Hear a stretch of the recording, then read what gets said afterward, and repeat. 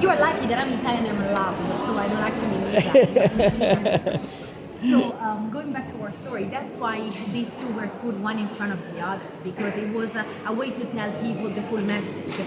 Don't stop at the story of the Old Testament that you might not fully understand, but look at the final message, a message of salvation, a message of how God sacrificed the life of His Son to save us, to save.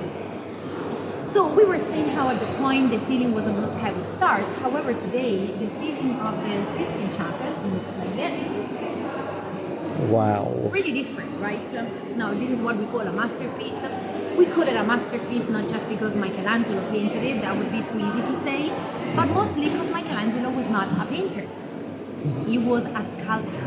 That was his true calling. That's what he always felt he was destined to do. And so it's not that he didn't know how to paint, but he never enjoyed painting. And so while Raphael was all into painting, he was constantly painting, he never practiced that much. And if you think that he painted this in just 4 years and not being a painter, that's pretty amazing, right? He started in team for the first half. But since Michelangelo was always described as a grumpy man, never liked working with people, not liking humans in general, having a very complex personality, he thought that halfway through he was tired of people slowing him down. And so he kicked the team out of the chapel and he kept going completely alone. And in 1 year and a half, he finished what was done in team in 2 years and a half. So he did all of that himself, he didn't have his workers? Only for the first half. Oh, yeah. So the working team, 2 years and a half, here. And then 1 year and a half alone, the second part. That's the kind of man that you're gonna meet today. But if he was not a painter, why did he end up doing a painting job? Well, Sistus IV died, and a few years later his nephew became Pope with the name of Julius II. It might seem weird that the nephew of the Pope became Pope. That was actually what popes wanted. They were electing new cardinals among their nephews first, to increase chances of having more popes within the same family. We had 2 popes from the Medici, 2 popes from the Della Rovere, and so forth. That happens for a few families. We got to 1 pope that elected 9 nephews as cardinals. So, we can talk about nepotism back then. Yeah. So the new pope wanted to celebrate the chapel, but also wanted to build a monument for himself. That was a tradition that all popes had. Beautiful monuments put in St. Peter's Basilica.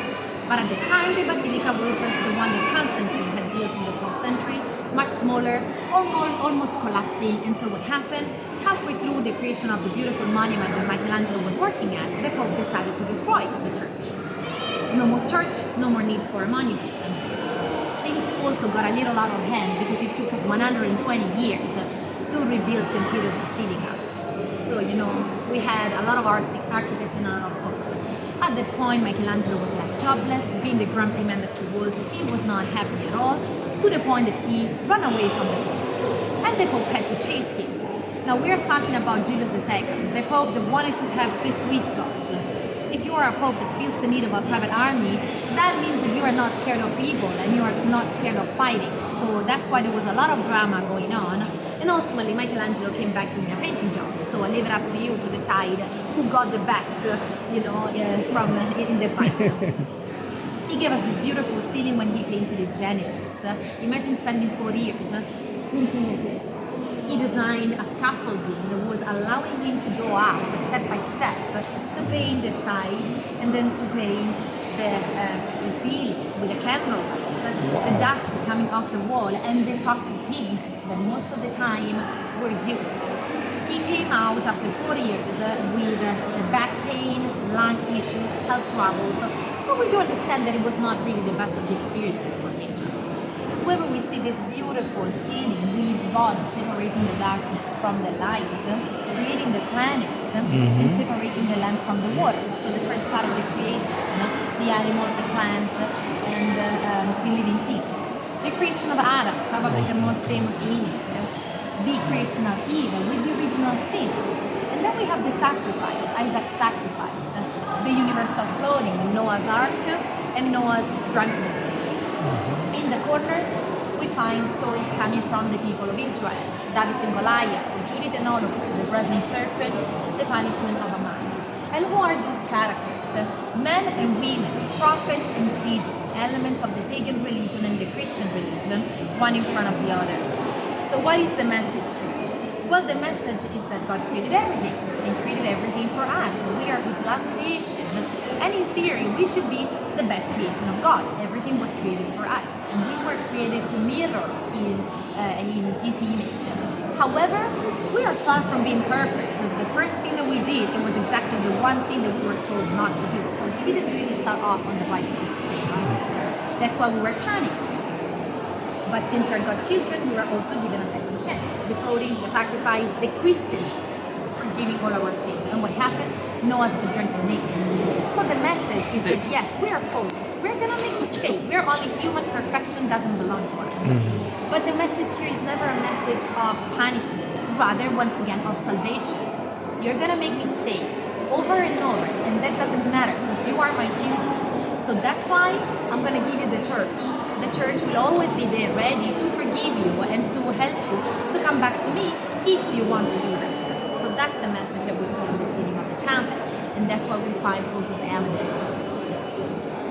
And that's why we have a jubilee every 25 years, right? Next year. If you're Catholics, yes, you're gonna start soon. So 40 years Michelangelo was done. He was in his 30s when he finished. Starting in the year 1508, by the 1512 he was done.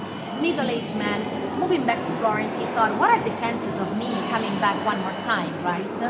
Well, he had no idea that he would have been back at least Oh my one more God. time in the Sistine Chapel to pay this time the judgment. However, he had no clue. He would have come when he was over 60. If the average lifespan at that time was 50, 55, that meant that he came back grumpy and old, even more than when he left. So he came back after disappointing political experiences he had in Florence, and that's why he gave us a very dark, a very tense judgment. We can tell that, we know that it's a judgment. Nobody expected to be a happy time for us. We know from the angels that we will be judged, and judging by the books that they are carrying, we also know that most of us will be punished and will go to hell, and only few will be saved. Look at the size of the books, because that's what we are told, right?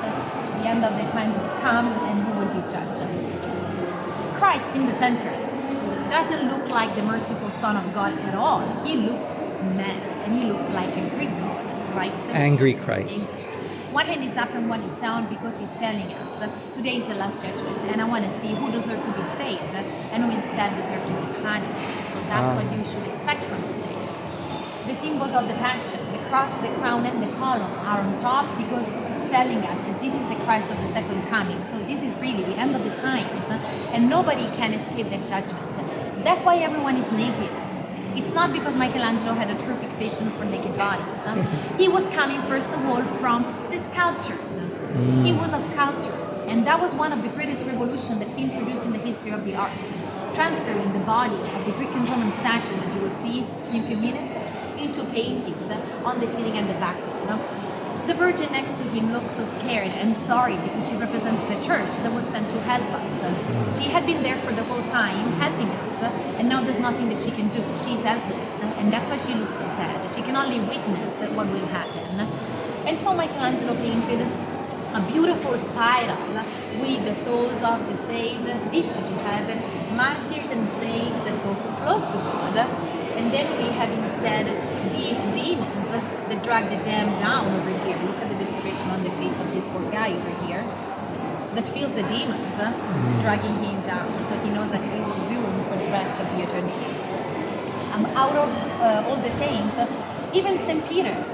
Come on, he's St. Peter, the Prince of the Apostles. He's on the right side with the good guys. He should be relaxed, to say the least. And instead, look at his face. He's like, well, first thing, you are back. Here's your keys. My job is done. Now up to you. And second thing, he's wondering, will I really be saved?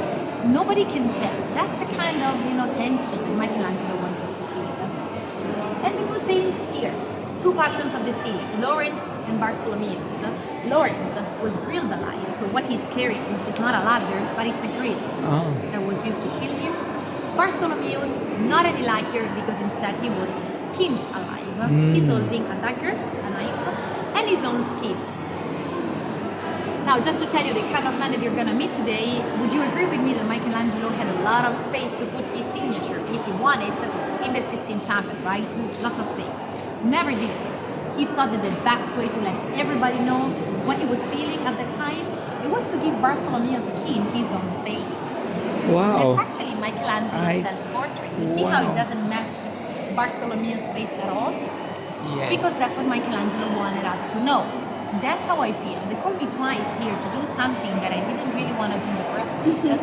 Now I'm really old. I'm still stuck on the same scaffolding, so I'm not particularly, pleased of that.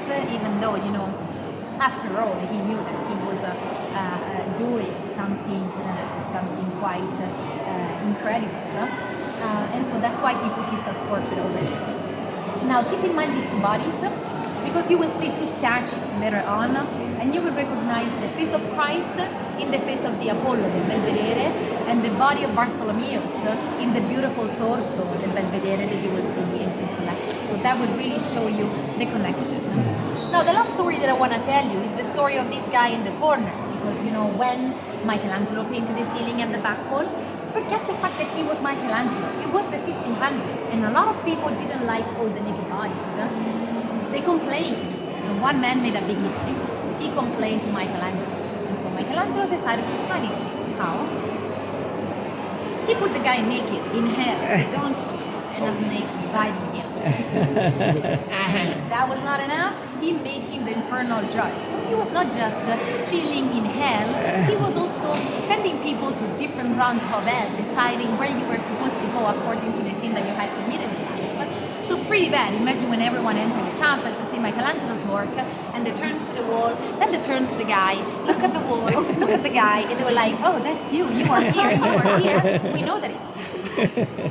It was too bad that the guy's name was Biagio da Cesena, and he was a cardinal. You don't want to be a cardinal, remember, like that, right? Let alone in the Sistine Chapel.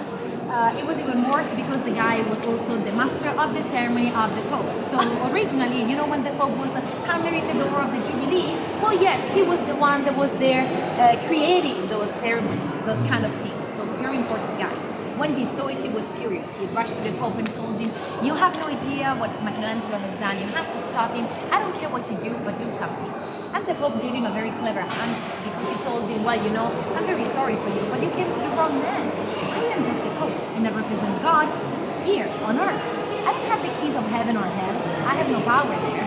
So ultimately, it all depends on where Michelangelo puts you, and since he put you in hell, there's really nothing that I can do. I'm sorry, you're going to be stuck there for the rest of your days. So you'll still see the guy in the little corner judging people, looking like that.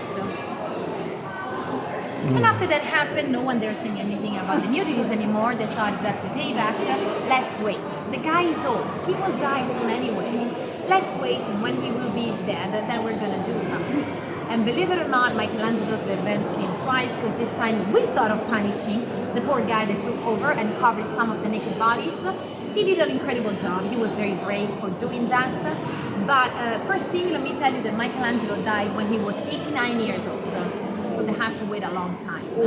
And the poor guy that took over, his name was Daniele da Volterra, was punished with a nickname. We have this very bad habit here, giving nicknames to people. He was nicknamed Braghettone. Braghettone, and he's laughing already, comes from braghe, that means underwear. We call him the panties painter. We have been calling him like that for 500 years, and we still do today. Oh my God. So yes, that's how we repaid him What a for legacy. touching Michelangelo's work. Exactly. So now you have all the good stories. I'll tell you also briefly, once we head outside, how the conclave system works for the smoke and the papal announcement. Now we go upstairs. Make sure that you have your little tickets, the one with the two philosophers. Yes, those, because you will have to scan them up there. Okay. Okay? So let's head upstairs and start our walk.